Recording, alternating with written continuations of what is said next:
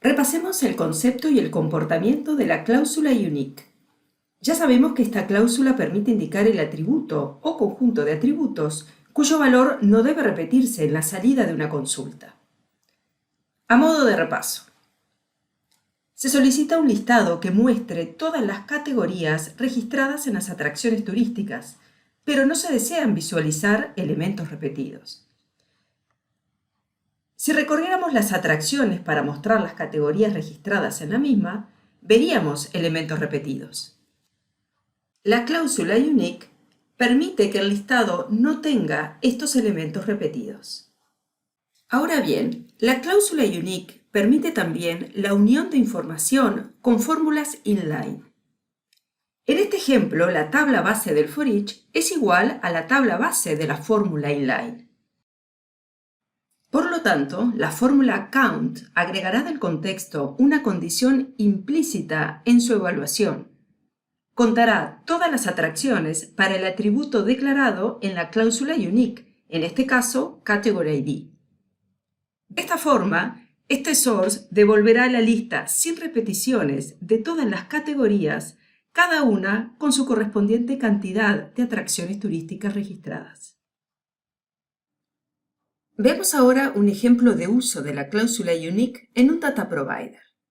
Para eso consideremos la transacción reservation que estamos viendo. Se desea un data provider que devuelva por día los importes totales por reservas de excursiones. No queremos ver la fecha repetida, por lo tanto declaramos la correspondiente cláusula unique seguida del atributo reservation date. De esta forma, el data provider devolverá el conjunto de fechas sin elementos repetidos y cada una con el total acumulado. Es importante mencionar que en un data provider que posee grupos repetitivos que acceden a la base de datos para recuperar valores, es exactamente igual que se declare la transacción base, cláusulas where, order, unique, etc., tanto a nivel del nombre de la colección, o sea, del grupo externo, como a nivel del nombre del ítem de la colección, o sea, del grupo interno. Si observamos el listado de navegación de este data provider, vemos que GeneXus agrega la correspondiente cláusula unique con el atributo a ser considerado. Bien, hemos visto el uso de la cláusula unique en comando for each y en data providers. Veamos ahora que también es posible utilizarla en el grid de un web panel. Consideremos entonces nuevamente las categorías y las atracciones turísticas. Vamos a diseñar un web panel que muestre todas las categorías que tienen atracciones turísticas registradas. Así que en el grid del web panel agregamos el atributo category name. Ahora pensemos lo mismo que hicimos en el ejemplo con el for each. La tabla base de este grid debe ser attraction. Por lo tanto, así lo indicamos en la propiedad baseTransaction del grid. Pero vemos que también el grid posee la propiedad unique, así que indicamos category ID para que no se muestren categorías repetidas. Si observamos el correspondiente listado de navegación, vemos que recorre attraction y establece category ID como valor único. Veamos ahora la sintaxis completa del comando for each, si bien debemos mencionar que no hemos estudiado todas las cláusulas que estamos observando.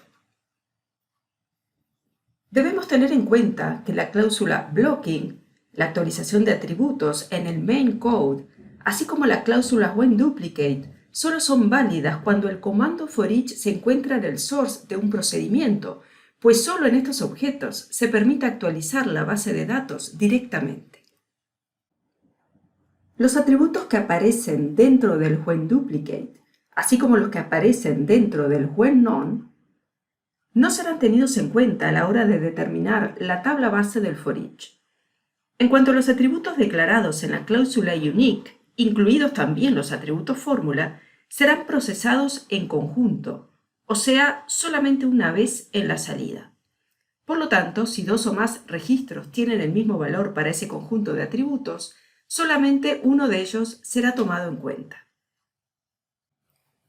Todos los atributos declarados en los lugares señalados deben pertenecer a la tabla extendida de la tabla base del for each.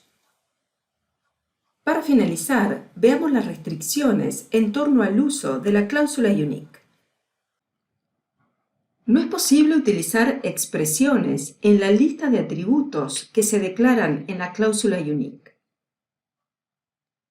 Tanto en el cuerpo del for each como en los grupos de un data provider, pero fuera de fórmulas inline, solamente se pueden incluir atributos que tengan valores únicos con respecto a los declarados en la cláusula unique. Otra restricción muy importante a tener en cuenta es que la cláusula unique no puede declararse en for each anidados. Hasta el momento no puede ser utilizada para implementar un corte de control. En caso de hacerlo, GeneXus mostrará un mensaje como el que estamos viendo.